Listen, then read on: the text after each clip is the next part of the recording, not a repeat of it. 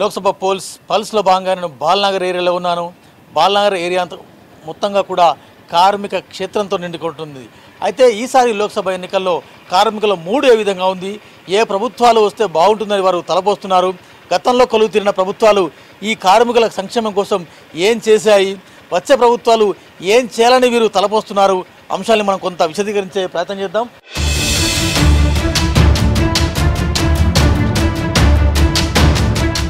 Right, నమస్తే అండి. ఏం పేరు మీ పేరు? బుచ్చిరెడ్డి. బుచ్చిరెడ్డి గారు చెప్పండి. గత 10 ఏళ్ళుగా మనం చూస్తున్నాం, గత 15 ఏళ్ళు కానీ గత 20-30 సంవత్సరాలుగా అనేక ప్రభుత్వాలను చూస్తున్నాం. ఒక కార్మికులుగా, ఒక సగటు కార్మికుడిగా ఈసారి మీరు ఎలాంటి ప్రభుత్వం రావాలని కోరుకుంటున్నారు? మీకున్న సమస్యలు ఏంటి? గత కొద్ది సంవత్సరాల నుంచి కేంద్ర రాష్ట్ర ప్రభుత్వాలు కార్మిక వ్యతిరేక చర్యలను అవలంబిస్తూ కార్మికులను అనేక తీవ్ర ఇబ్బందులకు గురి చేస్తూ కార్మికులకు రావాల్సిన కనీస వేతనాలు కానీ, కనీస సౌకర్యాలు కానీ, ప్రతి ఒక్క ఈ ఎస్ఐపిఎఫ్ కానీ, కార్మికుల యొక్క ఇన్సూరెన్స్ బీమా పాలసీస్ కానీ కార్మికులకు సరైన విధంగా వారు సౌకర్యాలు కల్పించలేకపోతున్నారు. కార్మిక వర్గానికి మద్దతు తెలిపే ప్రభుత్వాలకు బుచ్చిరెడ్డిగా మీరు అనేక ప్రభుత్వాలను చూస్తూ వస్తున్నారు, అనేక ప్రభుత్వాలను మీరు ఎన్నుకుంటూ వస్తున్నారు. ఈసారి లోక్సభ దేశవ్యాప్తంగా లోక్సభ ఎన్నికలు వస్తున్నాయి. అంటే వచ్చే సర్కారు ఎలా ఉండాలని మీరు అనుకుంటున్నారు? గత సర్కారుతో పోలిస్తే వచ్చే సర్కారు ఎట్లా ఉంటుందని మీరు అనుకుంటున్నారు? గత సర్కారు ఏదొస్తుందని చెప్పేసి మనం ఇప్పుడే చెప్పలేం కదండి. గత సంవత్సరం ఏమన్నా ఎవరు వచ్చినా కానీ కార్మికులకు, రైతులకు, ప్రతి ఒక్కరికి మేలు చేసే ప్రభుత్వాలు రావాలని చెప్పేసి మేము కోరుకుంటున్నాం. ఏం చేయాలి అంటే ఎలాంటి మేలు చేయాలి? గతంలో ఏం జరగలేదు, ఇప్పుడు ఏం జరుగుతాయని మీరు అనుకుంటున్నారు? మినిమం వేజెస్ అనుకోండి, కనీస సౌకర్యాలు, ఈఎస్ఐ ప్లస్ పిఎఫ్ ఇలాంటి కొన్ని నష్టం జరుగుతున్నాయి. అలాంటి వాటిలో మాకు గతంలో 12% పిఎఫ్ ఇంట్రెస్ట్ ఉండేది, ప్రస్తుతం అది 8.2% వస్తుంది. ప్రభుత్వాలు మాటలు చెప్పేదానికి చేసేదానికి ఎలాంటి పొంతన లేకుండా ఈరోజు కార్మిక వర్గాన్ని తీవ్రమైన ఒక అగాధంలోనికి తోయడానికి ప్రతి ప్రభుత్వం ప్రయత్నం చేస్తుంది. కార్మిక వర్గంకి మంచి చేసే ప్రభుత్వం రావాలని చెప్పేసి మేము కోరుకుంటున్నాం.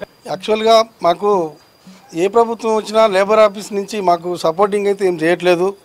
మరి ఎందుకు చేయట్లేదు అనేది ప్రభుత్వం కూడా ఎవరు గట్టిగా అడగట్లేదు. మన స్టేట్ గవర్నమెంటు 58 నుంచి 61 సంవత్సరం అనేది ఇచ్చింది. ఇంతవరకు మన ప్రైవేట్ రంగాలలో ఎక్కడ కూడా 58 సంవత్సరాలే నడుస్తుంది. ఆ 60 అనేది గవర్నమెంట్కు వర్తించింది కానీ మా ప్రైవేట్ రంగాలకు వర్తించలేదు. అది కూడా గవర్నమెంటు యాక్షన్ తీసుకొని మాది 61 సంవత్సరం కానీ 60 సంవత్సరాలు కానీ చేస్తే బాగుంటుందని మేము కోరుకుంటున్నాం. చర్చ అంతా కూడా గ్రామాల్లో కావచ్చు, మీ పని ప్రదేశాలు కావచ్చు, లోక్సభ ఎన్నికల మీద అంటే మనం ఓటేయాలంటే ఒక ప్రభుత్వం మీద మనకు ఒక అంచనా ఉంటుంది. గత 10 ఏళ్ళు మనం బీజేపీ సర్కార్ను చూసాం, అంతకుముందు కాంగ్రెస్ సర్కార్ను చూసాం, ఇప్పుడు కూడా అనేక రాజకీయ పార్టీలు అనేక ప్రభుత్వాలు ఏర్పాటు చేసేందుకు ప్రయత్నం చేస్తున్నాయి. గత ప్రభుత్వాలతో పోలిస్తే వచ్చే లోక్సభ అంటే ఏ సమస్యల పరిష్కార దిశగా సాధ్యమవుతుందని మీరు అనుకుంటున్నారా? బీజేపీ సర్కారు కూడా తలుసుకుంటే మా కార్మికులకు న్యాయం చేయొచ్చు. కాకపోతే పిఎఫ్ తరఫున కూడా మాకు అన్యాయమే జరుగుతుంది. వాళ్ళు చేస్తాము అంటున్నారు కానీ ఇంతవరకు అమల్లోకి వచ్చింది అయితే లేదండి. కాకపోతే మళ్ళా గవర్నమెంట్ అనేది సెంట్రల్ గవర్నమెంట్ బీజేపీ చేయాలనుకుంటే మా కార్మికులకు ఎంతో చట్ట ప్రకారం న్యాయం చేయొచ్చు. కానీ ఎందుకు చేయలేకపోతున్నారో మరి అర్థం కావట్లేదు. రెడ్డి గారు, కార్మిక క్షేత్రం అంటే కూడా నిజంగా కూడా కేంద్రం మీద కొంత హోప్స్ ఉండిచ్చు. ఫలానా సర్కారు వస్తే కార్మికుల సమస్యలు పరిష్కారం అవుతాయని హోప్, అంచనా మీకైనా ఉందా? ఏ ప్రభుత్వం అంటే మాకు ఏ ప్రభుత్వం వచ్చినా ఓకే, మాకు సమస్యలు తీరాలి. మా సమస్యలు తీరట్లేదు. ఇప్పుడు ఏ గవర్నమెంట్ వచ్చినా ఎవరైనా ఇప్పుడు వచ్చిన గవర్నమెంట్ ఎంప్లాయీస్ గురించి ఆలోచిస్తున్నారు. గవర్నమెంట్ ఎంప్లాయీస్కి 60 సంవత్సరాలు చేసుడు, గవర్నమెంట్ ఎంప్లాయీస్కి డిఏలు పెంచుడు, అవి పెంచుడు. మా ప్రైవేట్ ఎంప్లాయీస్ తరఫున ఏ గవర్నమెంట్ వచ్చినా ఆలోచిస్తలేదు. ఇప్పుడు వరకు అయితే మాకు చాలా ప్రాబ్లమ్స్ ఉన్నాయన్నీ, ఏది సాల్వ్ అవ్వట్లేదు. అదే అక్కడ మంచి ప్రభుత్వం, అక్కడైనా ఇక్కడైనా ఒకటే ప్రభుత్వం ఉంటే మాకు ఏదైనా సమస్య ఎదుర్కొనుకుంటాం. భారతదేశంలో కార్మికులు, కర్షకులు కలిస్తేనే ఒక దేశ సమూహం. నిజంగా కార్మికుల శ్రేయస్సు పట్ల గత ప్రభుత్వాలు పనిచేయలేదా? ఏ ప్రభుత్వం అయితే మాకు అంత డీప్గా పనిచేసినట్లు మాకైతే ఏం లేదు. ఎందుకంటే మేము ఎక్కడ ఉన్నామో అక్కడనే ఉన్నాము. ఈ కార్మిక వర్గం ఎక్కడ ఉందో అక్కడనే ఉంది. కార్మిక వర్గం డెవలప్మెంట్ అనేది అయితే పెద్ద కనపడట్లేదు. ఎందుకంటే డౌన్ అవుతుంది, ముందుకు పోవట్లేదు, వెనక్కి వస్తుంది. కార్మిక మీ చేతిలో ఓటు అనే ఆయుధం ఉంటుంది.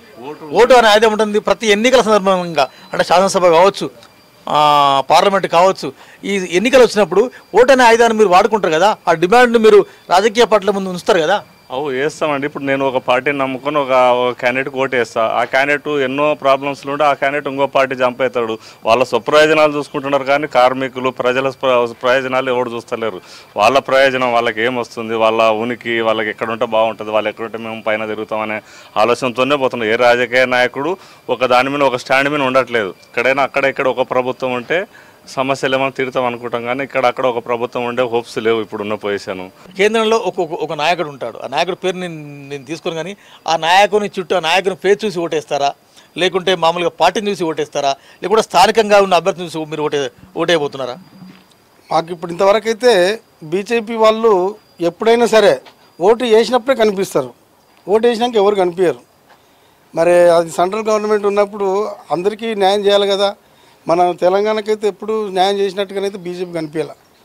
దాన్ని బట్టి బీజేపీ ఎవరైనా సరే గెలిచిన వాళ్ళు దాన్ని కొన్ని పనులు చేస్తుంటే ఆ నమ్మకం కుదిరేలా వాళ్ళు చేసుకోవాలి. లోక్సభ ఎన్నికల మీద మీ పని ప్రదేశాలు కావచ్చు, మీ ఇంట కావచ్చు, బయట కావచ్చు, ఎలాంటి చర్చ జరుగుతుంది? ఇలాంటి నాయకుడు ఎన్నుకోవాలని మీరు అనుకుంటున్నారు?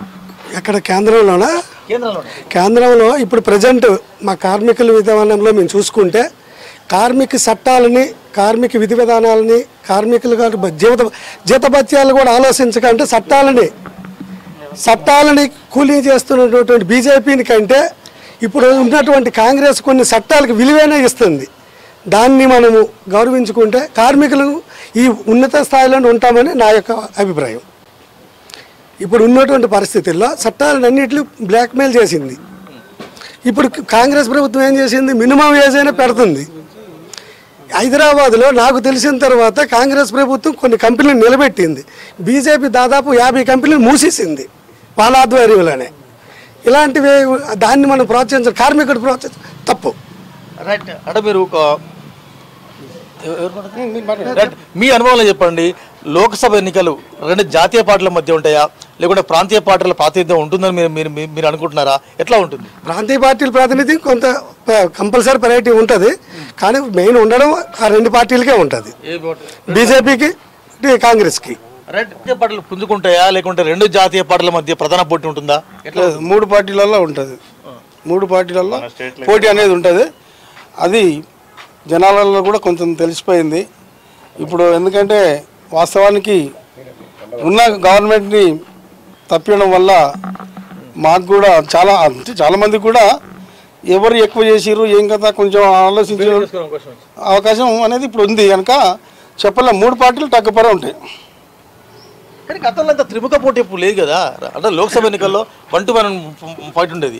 కానీ ఈసారి మీరు చెప్తున్నట్టుగా ప్రాంతీయ పార్టీకి అవకాశం ఇవ్వదలుచుకుంటే ప్లస్ రెండు జాతీయ పార్టీలు పోటీ అనేది ముక్కోన పోటీ ఉంటుంది కదా, ఎట్లా ఉంటుంది? ముక్కోన పోటీ అయితే కంపల్సరీ ఉంటుంది. ఎందుకంటే ఇక్కడ తెలంగాణ అనేది ఆ ప్రాంతీయ పార్టీతోటే వచ్చింది, జాతీయ పార్టీలతో రాలే. అవి ఏవి ఇప్పటికీ నడుస్తుంది. ఏదో కొన్ని మిస్టేక్ల వల్ల మొన్న జరిగింది, కానీ దాని ప్రభావం చాలా చూపిస్తుంది. లేకపోయినా మేము కేంద్రం గురించి ఆలోచిస్తాం కాబట్టి ఆ రెండు పార్టీలు ప్రధానంగా మాట్లాడుకుంటాం. గ్రామీణ ప్రాంతాల్లో ఎలాంటి చర్చ జరుగుతుంది మీ ఇంట్లో? అంటే చర్చలు ఏంది, మొత్తం సోషల్ మీడియా చర్చలే మనం చూస్తున్నాం. గ్రూప్ చర్చలు ఎక్కడ జరుగుతలేవు. గ్రూప్ చర్చలు అనేవి ఎక్కడ జరుగుతలేవు. ఇప్పుడు నానా రకాల వివిధ రకాలైన ఏడ గ్రూప్కున్నా ఒక గ్రూపు ఆ గ్రూప్ గురించే డిస్కషన్ చేస్తుంది. గ్రూప్ అనే దగ్గర అక్కడ మెజారిటీ అనే దగ్గర ఏమంటే మొన్న ఎలక్షన్స్ అయినా